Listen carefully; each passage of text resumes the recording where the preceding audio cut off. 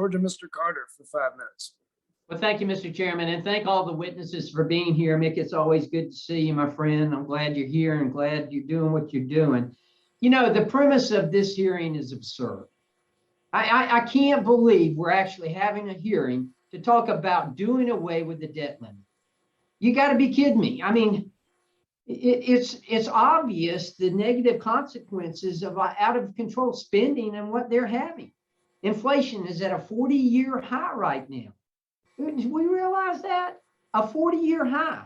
And instead of debating whether we should have a debt limit, we ought to be debating the real consequences that spending cuts should have on our debt ceiling. This is ridiculous. Our debt's not going away. Folks, I opened my small business on November 21st, 1988. I borrowed money for inventory. I borrowed money to get me started.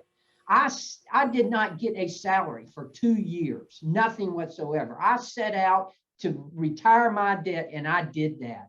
The first thing I did is I retired my debt. Then I retired my mortgage. I haven't owed anybody anything since 1994. This is ridiculous that we have this kind of debt in our country.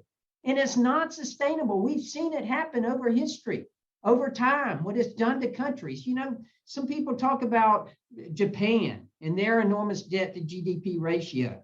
Well, folks, look at Japan's GDP growth rate is abysmal. And similar things are happening right now in Italy.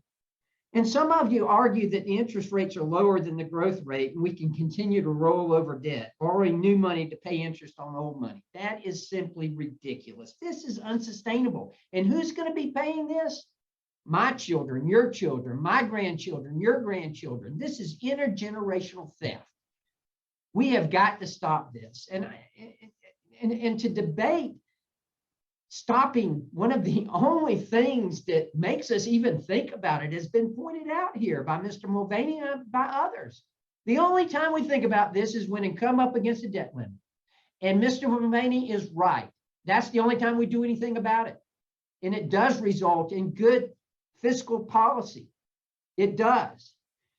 Mr. Mulvaney, I want to ask you, CBO has noted that rising debt will result in less private investment and lower output and outcome and a lower standard of living for Americans. In fact, their projections show that the long-term impact of debt rising to 200% of GDP, which is where we are headed with this budget, as it brings us to 117%, is a $9,000 annual income loss for Americans. A $9,000 annual income loss. Mr. Mulvaney, are you concerned that the massive growth and debt will crowd out other spending and result in negative economic impacts? Yeah, thanks, Mr. Carter. Thanks, buddy. It's good to see you.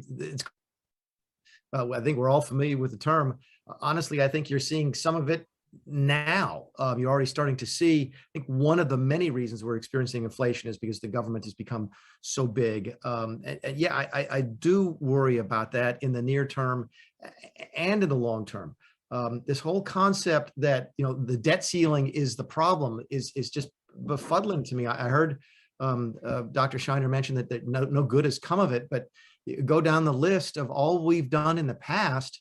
You know, I mentioned Graham Rudman, I mentioned the 1991 Act, the 2011 Act. Mr. McClintock did the whole list that goes back even further than that. Ask yourself this: what would you have done on fiscal policy if not for the debt ceiling? I mean, show me a couple of pieces of legislation dealing with reducing spending and getting the fiscal house in order that wasn't tied to the debt ceiling. And your point, Mr. Carter, is a good one. I wish my Democrat friends would see it from the same perspective, which is, yeah, it crowds out private sector spending, but it also crowds out other government spending. If you want money to spend on other government programs, it won't be there because it's going to go to pay down the debt.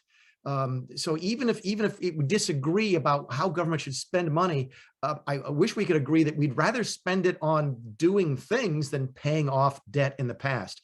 And it worries me that people don't look at that side of it. The interest payments by themselves are getting ready to be the largest single line item in our budget outside of entitlements, and that's a problem. Just real quick, Mick, I want to ask you one other thing. If we were to reverse our fiscal trajectory and put the federal budget on a sustainable course, what would be some of the positive economic effects?